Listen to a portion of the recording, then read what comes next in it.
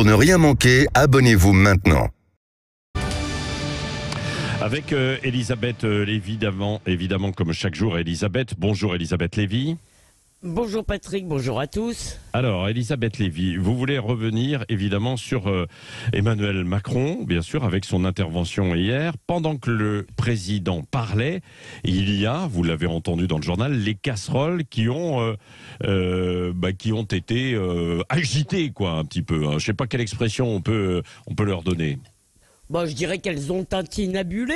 Tintinabulé, pour d'accord. employer un joli mot de la langue française, d'après Bon. Attaque dans 300 villes. Hein. Alors, Ouais. pour moi, ces casseroles, c'est un peu le stade infantile de la politique. Hein. Ils ne nous écoutent pas, alors nous non plus, on l'écoutera pas, nananère. Hein.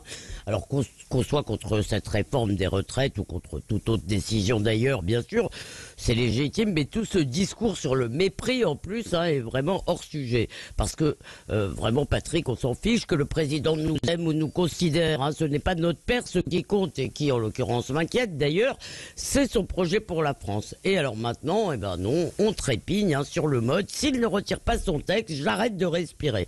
Oui, nous ne voulons pas de l'acclimatation à la mondialisation via l'Europe, qui nous est présentée comme la seule politique possible depuis des années. Peut-être, très bien, nous ne sommes pas de vulgaires Hollandais pour travailler jusqu'à 67 ans, très bien. Inventons une voie française, mais ce n'est pas le merveilleux mouvement social qui va l'engendrer, me semble-t-il. Alors en attendant, nous jouons à la révolution, mais en réalité, la vraie passion française, c'est le statu quo. Donc vous avez trouvé le président convaincant? Non, mais en fait, il a fait ce qu'on attendait de lui, non? Il nous a rassurés, il nous a dit qu'il nous aimait, il nous a compris. Hein.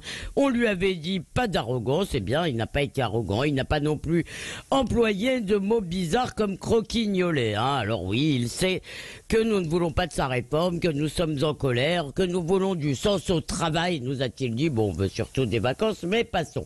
Alors, tout c'est dur, hein, cette réforme, nous a-t-il dit encore, mais c'est pour notre bien. Et d'ailleurs, l'avenir radieux, c'est demain, dans 100 jours exactement.